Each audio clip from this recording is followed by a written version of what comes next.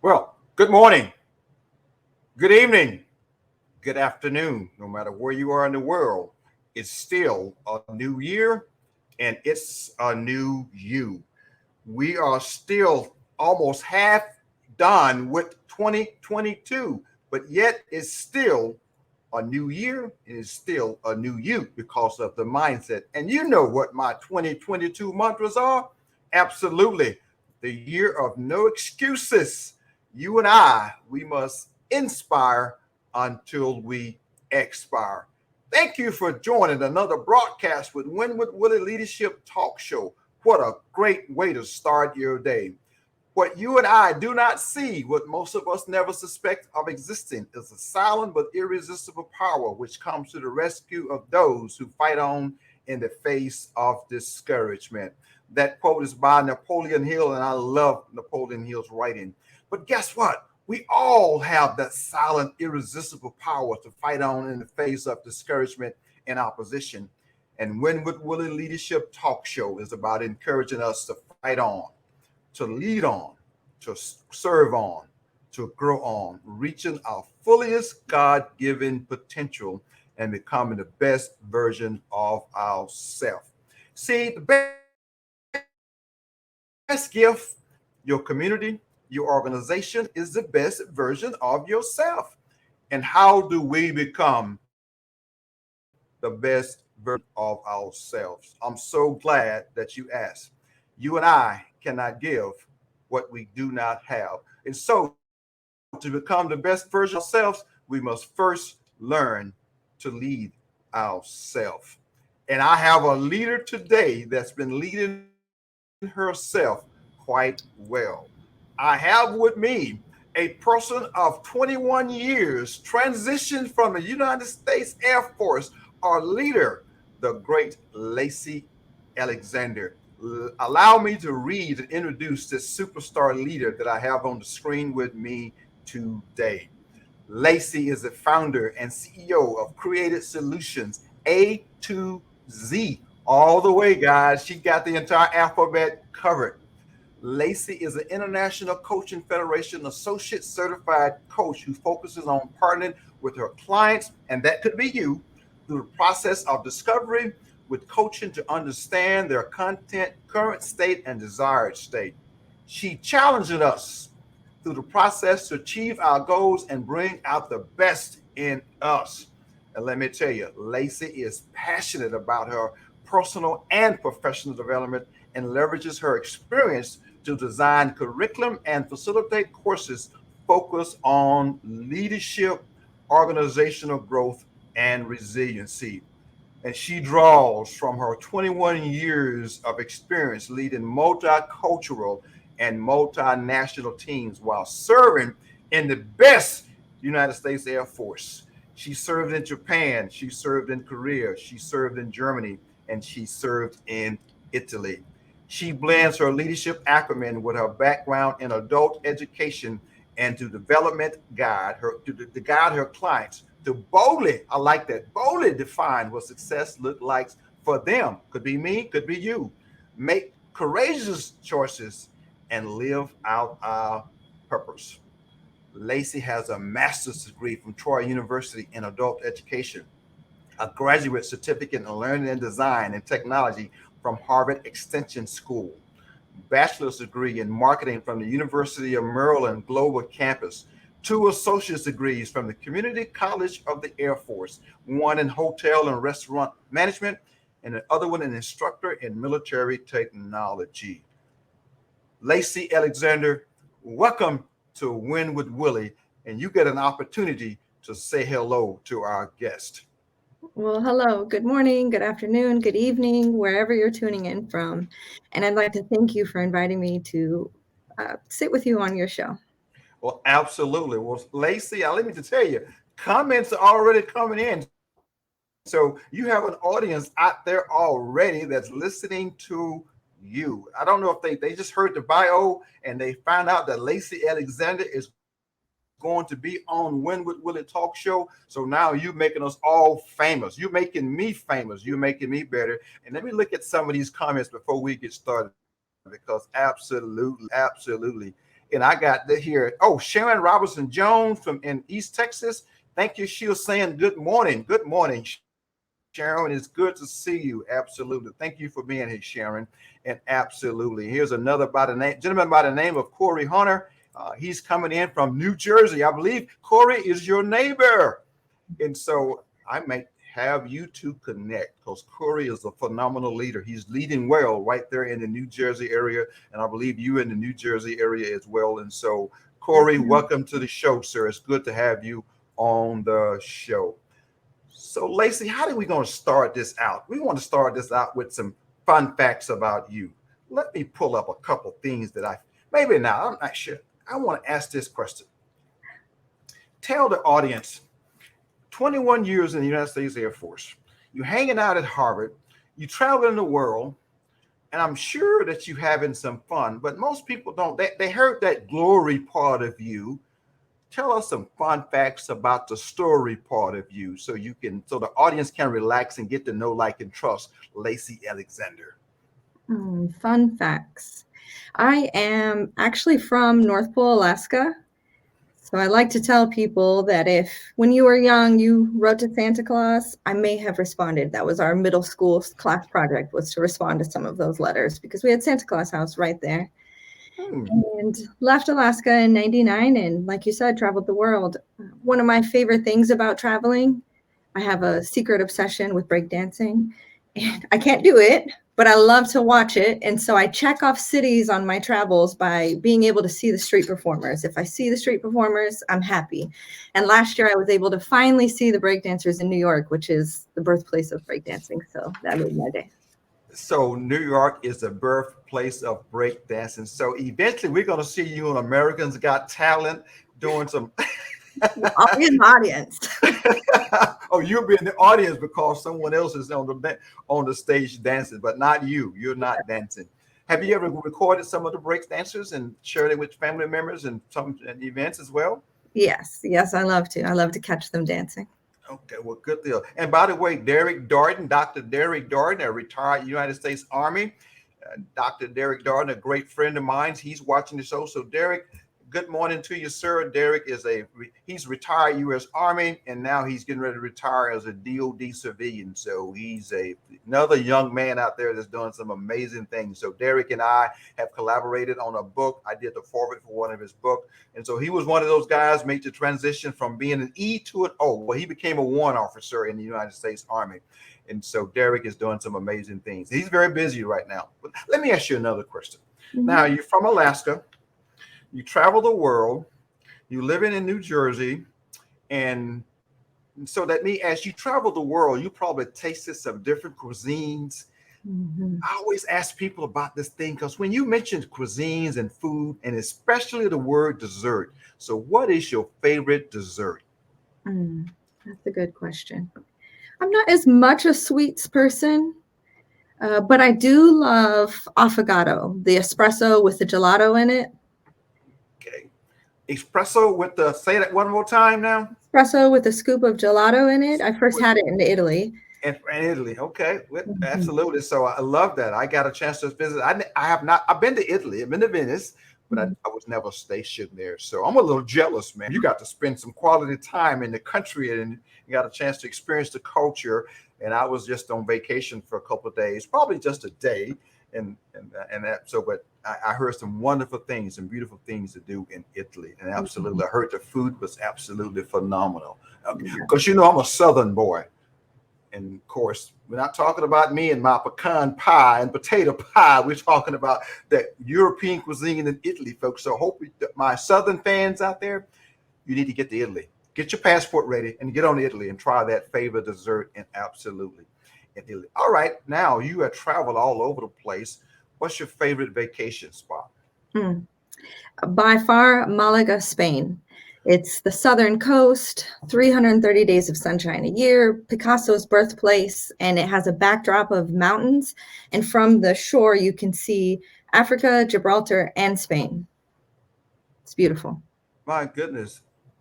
I kind of wish you had shared that with me before this talk show. I would have gotten some photos and populate those photos so people can get all envious and get excited about visiting this place. Absolutely. I love to hear that. There's one thing one thing my brother-in-law shared with me several years ago about the aspect of developing the mind and the growth mindset and having a worldview. He said, please give your children a library card so they can read about it, and give them a passport so they can go visit it. Yeah, It shapes your world, doesn't it? absolutely. It does shape your world. Okay, let's get serious. Let's put our tie back on. Let's get out our flip flops. Let's get our necktie back on. Let's get serious. We get back in the boardroom. Not really. But obviously, we're talking about leadership. Winwood Willie is about leadership and growing and helping people develop their leadership.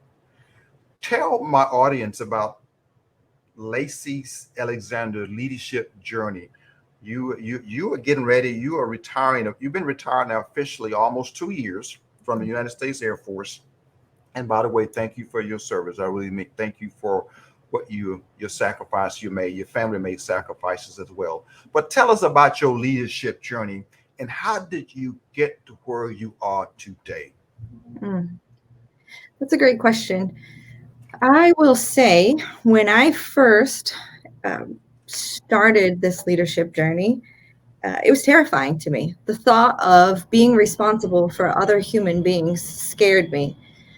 And I was fortunate enough, when I started to transition into more of a leadership role, I had this amazing mentor who transformed my life. She really unlocked more potential than I even knew I had. And she was the catalyst that really started this growth journey, where I wanted to just learn and grow as much as I could, and had this desire to do what she did for me for others. So my leadership journey was very much about paying it forward and helping people to live their best life. And so I transitioned to, started with leading one person, leading a team of five. Then shortly after, I had 60 Okinawan and U.S. Army and Air Force employees. And then my last team ended up being 200 U.S. and Italian employees. So it's definitely been a journey, but each step of the way, I focused on taking care of people. That was my mantra the whole time. Let me figure out how to take care of people and what they need, because when you take care of them, they're better able to take care of the mission. Key words. The key words was take care of the people. It's Mhm. people before the task. People before the task. Take care of the people. You take care of the people, they will take care of the mission. And they have a sense of loyalty to the leaders. One of the things that comes out of that for me, Lacey, is this: is people don't leave the organization, they leave the leader because the leader is not taking care of them, is meeting their needs. And you are helping them grow as an individual, you're helping them grow personally, you're helping them grow professionally. Because when you meet their needs, when they will take care of the mission. And another thing that came out of that is talk about this mentor and what this mentor, because the other part, some of the role models and mentors that you had to help you get to where you are today. Talk about this mentor and what does she actually do for you that really, I guess, fuel the fire in you for you to grow as an effective leader. Yeah, that's a great question. She actually just moved back here to New Jersey, so I had brunch with her the other day, and this is 15 years later. She's still a significant person in my life. And it really boiled down to the fact that I met her at about 5 or 6 years in, and she was the first leader I had that set clear standards and held me accountable and pushed me to be more than I thought I could. She didn't let me just go through the motions or get by. She challenged me. And we know when you're challenged is when you grow the most. And she did it in the most stealth way, to where I didn't even realize sometimes that I was learning from her. But I think that foundation that she really set for me was, you need to know what's expected of you, and you need to be held accountable. And to me now, and on my journey, accountability to me is love, because anybody can let people just get away with whatever they want. It takes more energy and effort to hold people accountable, to um, take them to task, to help them grow.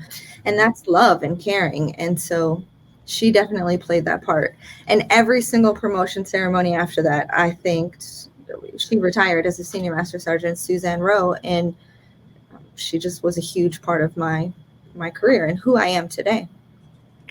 And I wrote that name down, Suzanne Rowe. I don't know if I spelled it correctly. I spelled it Rowe. That may not be the correct way to spell her name, but I wrote her name down because I need to definitely say Suzanne Rowe. If you out there listening today, I want to commend you for mentoring. I want to commend you for setting the bar higher. And Lacey Alexander climbed over the bar. Absolutely climbed over the bar. And I have a comment before I make my comment. I like to acknowledge the guest that's out there because we have another guest that came in, a person by the name of Lynette Joseph. Accountability, I love it too. Lynette, I'm going to share your comment and I'm going to repeat your comment because she said accountability is love. Great perspective. Absolutely. And so absolutely. Ladies and gentlemen, Lynette, thanks for following up with that comment. Thanks for being here today. And you're absolutely correct. And I'm so grateful that Lacey shared that with us because when I hold a person accountable, I'm saying I really love you. I appreciate you. I care for you. I am concerned about your growth and development. That's what I'm saying. And sometimes it takes a growth minded, coachable, teachable person to accept that level of accountability. If they're not growth minded, and you know from as a coach, Lacey, if they're not acceptable and coachable and teachable, you struggle with that person because that will has to be there. That coachable spirit has to be there. That teachable spirit has to be there, and they accept that accountability as love. Other things you said, set clear standards. Be clear what those standards are and hold you accountable. And you said another word as well. I'm paraphrasing, but she did it in such a way you didn't even know that she was doing it. Kind of Steph mode, as you said, as you described it as a Steph mode. And you mentioned Susan or Suzanne Rowe. So I'm going to reach out and find that person because I need to give her credit because you got a chance to say thank you for what you have done for me or what you're still doing for me. But let's talk about your role as a woman in the United States military and a woman in leadership. You and I talked about this a little bit and kind of laid a foundation, is the aspect of women in leadership. And I want you to kind of talk about that from your perspective as a woman in leadership, in that leadership role in the United States military, and even to what you're doing today. Mm-hmm. Yeah, that's a great question. The military is a male-dominated industry. And so as a woman leader, I feel like there are some different challenges, especially when it comes to being your authentic self as a leader. There are these perceptions of what leadership looks like that aren't always inclusive to how people tend to lead authentically. And I know in our conversation prior, we were discussing how even some of the feedback that we tend to receive is a little bit, there can be some bias in it based off of personality traits versus performance based.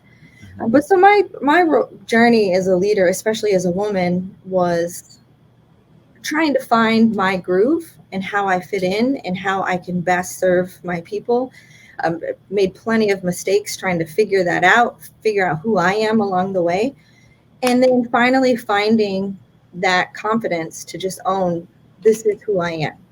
And it actually took some time. It wasn't until I read the book Lean In by Sheryl Sandberg, the COO of Facebook, that I started to recognize some of those microaggressions or some of those differences and really just own my power in who I am authentically as a leader. And it really transformed how I showed up. Okay. Absolutely. How you showed up. Transform your thinking. It's not about my perceptions, but it's about you being authentic. So is what I'm hearing. And so my challenge, and I think the message, so what if I can paraphrase some of your message to the women leaders that are considering themselves and may feel inadequate, they need to transform their thinking and show themselves authentically. And the name of the book, I'm going to quote that name of book, give that book one more time, and I'm going to put that book in the comments so my audience can absolutely purchase that book. And so let's put that book, give me the name of the book one more time, and I'm going to create a banner for it. It's Lean In. Lean In By Sheryl Sandberg. Okay. Okay, and I think I'm from. I don't have the book, but guess what? I want my audience, Sale Sandberg, and I'm just going to put the name in there, and we'll see what happens here. So, ladies and gentlemen, audience out there, we're having a call to action right now. She's not challenging us, but we want you to help transform your thinking. Sometimes, as a coach, you need a guide, and Cheryl Sandberg could be your guide to being your authentic self. So, let's create that banner right quick and add that to the platform. Is that it? Lean in.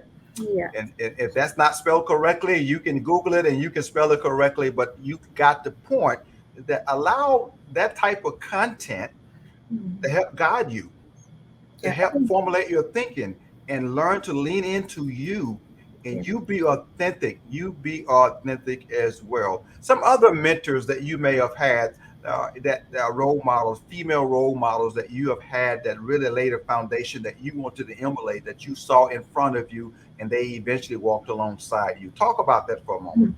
That's a that that was part of this life-changing experience, actually, because like you said, uh, bringing in that kind of content in your life changes your perspective. Prior to 2014, I had advocated for a lot of different demographics, but never really advocated for women because we did get equal pay in the military, things like that. I could get promoted, but it wasn't until I had a mentor. I was an instructor in Germany, and she was our commandant, our leader. And she was a part of a group in Germany, Let's Connect. It was a women's mentorship organization. And while I didn't get to participate as much as I would like to because I was teaching most of the time, just the very existence of an organization like that in that environment was mind changing for me because it highlighted how important those connections and that mentorship is.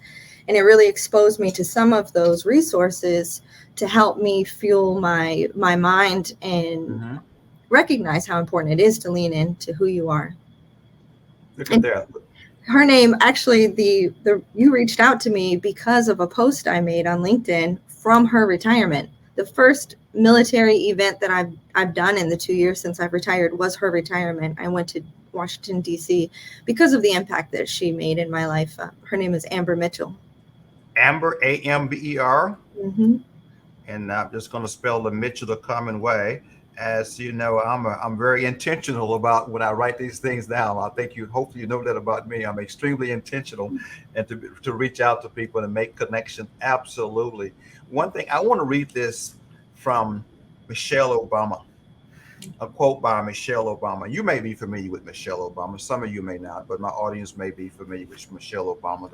She said, "No country can ever truly flourish if it stifles the potential of its women and deprives itself of the contributions of half of its citizens." Mm-hmm. And absolutely, women are absolutely significant and important. We can never grow to our full potential until we all flourish.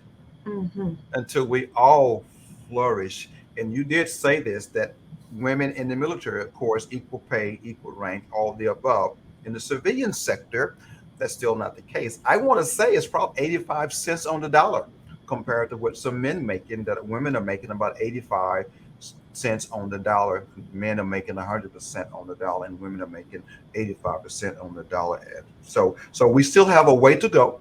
Mm-hmm. And but the other part of that, what you said, I liked about what you said, lean in, get to know who you are, get to know who you are.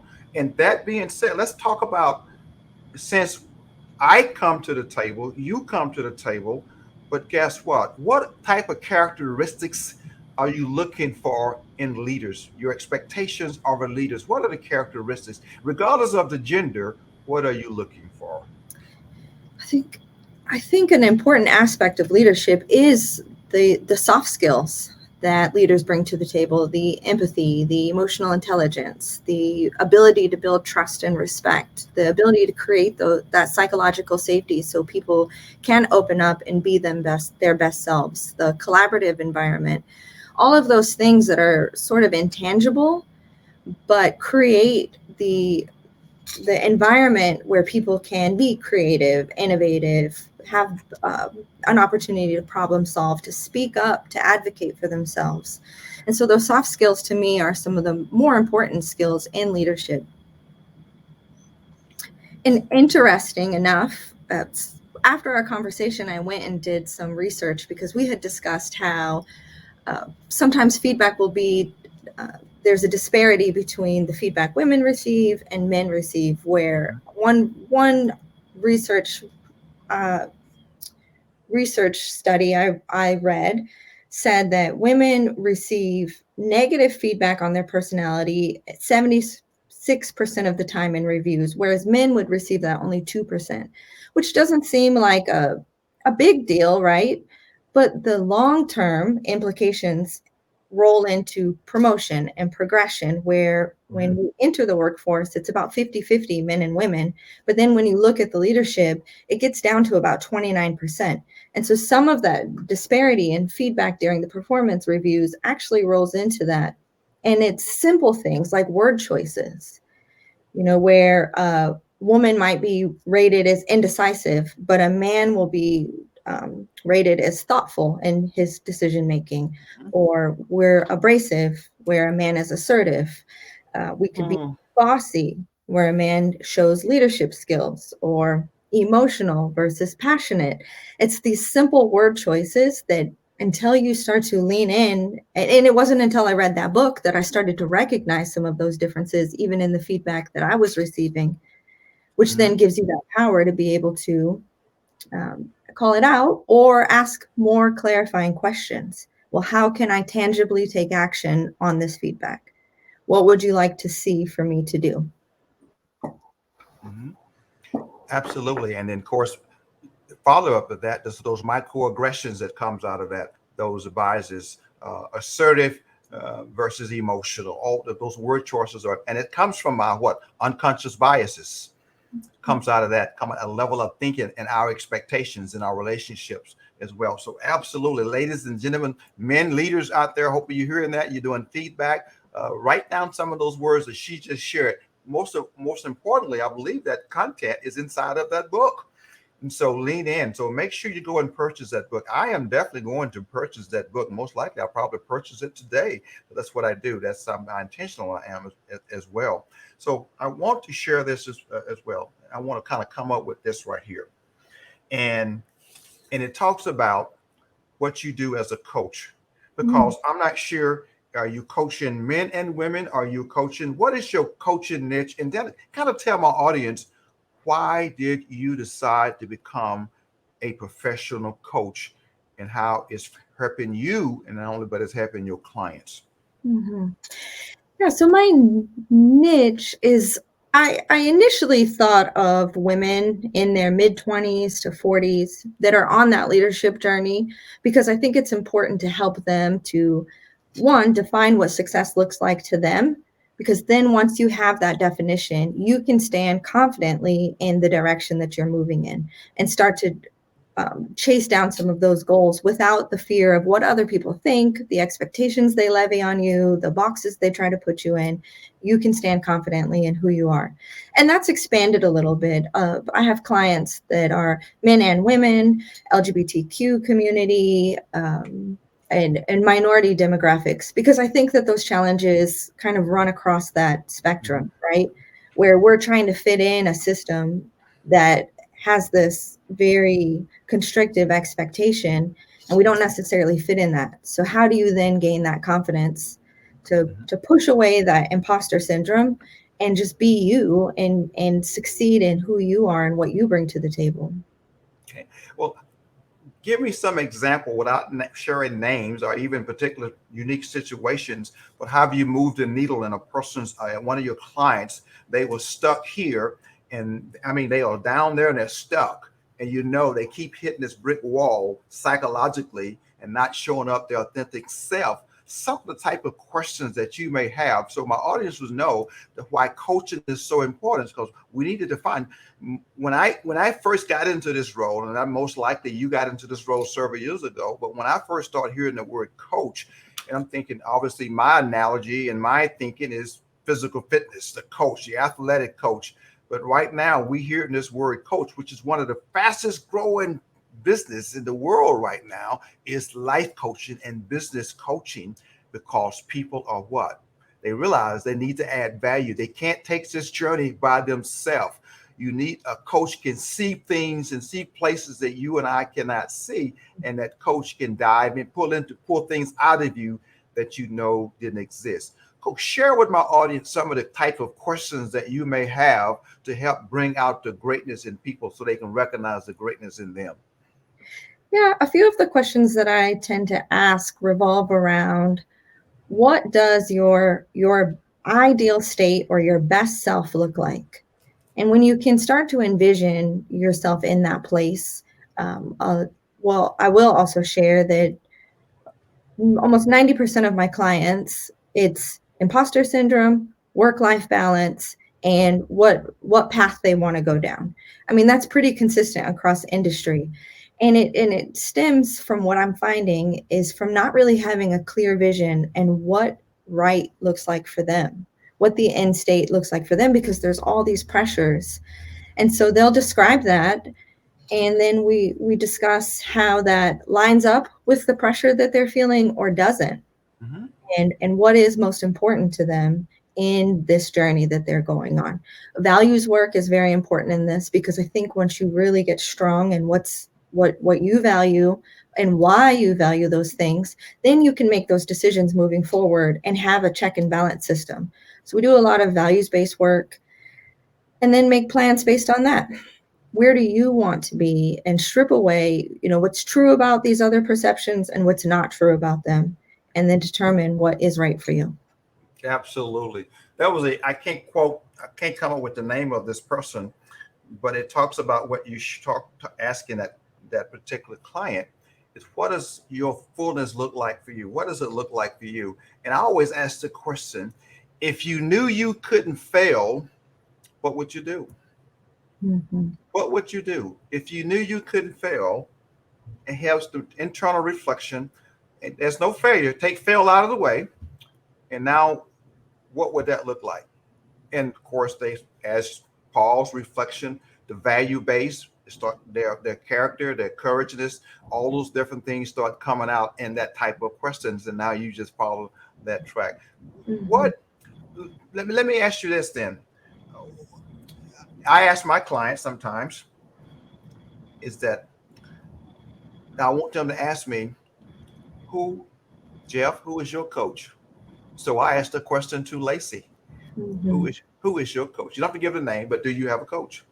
Yes. Well, I've actually had a few. Okay. You asked earlier how I got into this coaching journey. I was assigned a mentor when I went to transition from the military. There's this great program, American Corporate Partners, and you fill out a questionnaire and they really match you to Fortune 500 mentors.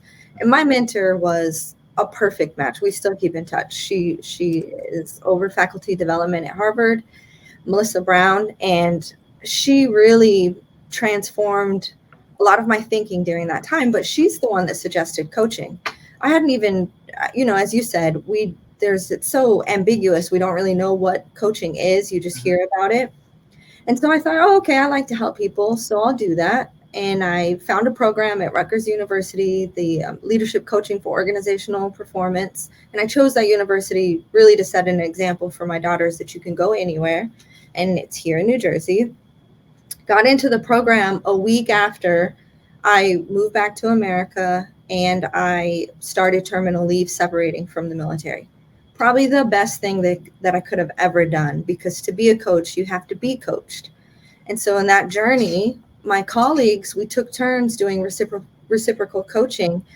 And so many of them, and in particular, 5 women that I really bonded with and still keep in touch with, we took turns helping each other through coaching. And I was able to really identify my values after the military and what I wanted this chapter of my life to look like. And so I have those connections that if I need a refresher, or if I am feeling stuck, I can reach out to my colleagues. And then I also had a coach recently. We just finished up our sessions, because I think it's important at every phase of entrepreneurship, of life, having an accountability partner, somebody to push you and challenge you, is really important to growth. My goodness, Lacey, that's a moment that I always say you can drop the mic and go home, because my audience need to hear what she just said.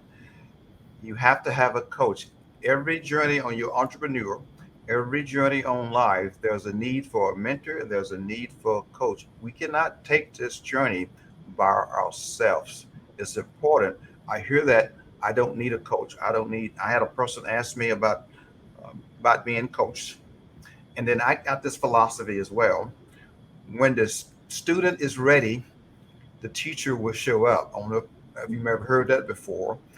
That means you have to be ready, you have to be willing, you have to be coachable. Recognize the fact that you can overcome a lot of life's challenges and a lot of life struggles if you add another person to help you along the journey. And Mhm. that person can become your coach. That person, the strength, the answers lies within. A coach is asking you the question to pull the answers out of you. Would it be uncomfortable? Absolutely, it would be uncomfortable, but the growth journey is always uncomfortable. And so get comfortable being uncomfortable, because the growth journey is absolutely uncomfortable. But look who you become. Look who you become. At the Mhm. end, you become your true, authentic self. I want to just finalize this is about how do people get in touch with you, and then what type of, if you're looking for a coaching client, and just give it what how are you recruiting coaching clients, and are people coming to you knocking on your door, or are you doing some marketing, or you have your center right there in New Jersey, you have coaching clients around the globe, you have coaching clients internationally, do you have coaching clients globally? So how are you asking people to reach out to you? I have two avenues. I do work with a coaching company out of Manhattan that goes and finds clients. So I have clients in Europe and all over America through that company. But also, I like to find my clients more authentically. It's not so much going out and doing the sales. I like to have those conversations to really understand what their challenges are and then offer how I can help them. So it's more so that connection is important to me. Absolutely. Connections is important. You ask the question, and by listening, and they share their pain points and how can I help you overcome. Her email address is on the screen. Allow me to put her as well. Her website is screaming. Her email contact. So please reach out to Lacey. Reach out to Lacey. She can help us grow. She has already added value to my life, because I'm going to purchase a book today.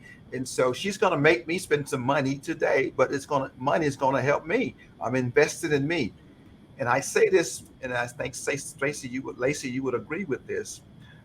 The most important investment you will ever make is the investment in yourself. Absolutely. Absolutely, in yourself. Absolutely. I got to ask this. If there was a book written about you, what would be the book title, and what would be the book summary? Mm, that is a tough one. The first thought that comes to mind is something very fluid, right? Because when I think of my life's journey, it has been a an exploration, just a constant growth and uncovering new skills, facing challenges, making mistakes, learning from those mistakes. So that would be the premise: is overcoming hurdles and pushing myself past what I even thought possible. So it would be something very fluid, because I'm definitely surprised when I look back at my journey of where I started, where I come from, to how I ended up here and where I'm going to go. And another key word, she just said another key word, ladies and gentlemen. Where are you going to go? Keep that part of your vision. Make sure you're staying in the windshield and looking through the windshield. Where are you going to go? Significant. Stay out of the rearview mirror. The rearview mirror is a moment to reflect, but make sure you put your eyes back on the windshield and look forward. And Lacey can help you and I do that. She can help you. So reach out to Lacey. reach out to Lacey. Her email address is on the screen. Her website is screaming below. Reach out to Lacey. Lacey, I just want to thank you for being here today. Can I give you a hand clap? I will give you a hand clap. Audience, give her a hand clap because she has shared some great information to help us grow. Coaching is important. Leadership growth is important. Absolutely. When I'm working with my leadership clients, I'm just asking questions and allow them to come up with the answer. And I keep asking questions. You'll say, Jeff, this hurting. Absolutely. I'm glad you're hurting. Now let's grow. Absolutely. I'm going to ask my audience out there to make sure you subscribe to my YouTube channel. I'm going to give you a link right now for you to see right there, my link tree. Go to that. You can pick up my YouTube channel. You can pick up my upcoming webinar. You can pick up my leadership development letter. You can pick up my life coaching letter. You can pick up my personal development letter. All those different things and all those products are available to you. They're no cost to you, but they're an investment in you. And I want you, men and women, to do so because part of my mantra and my motto is serving and adding value to you, helping you become the best version of yourself. So, Lacey, thank you so much for being here today. It has been absolutely wonderful, and I'm looking forward to having you back on the show again so you can just share all the great stuff that you are doing. So, ladies and gentlemen, guess what? It is time to sign off of the show, but I want you to sign on in life because the best version is yet to come. And the best gift you can give your family and the is your best version of yourself. The best gift you can give your community is the best version of yourself.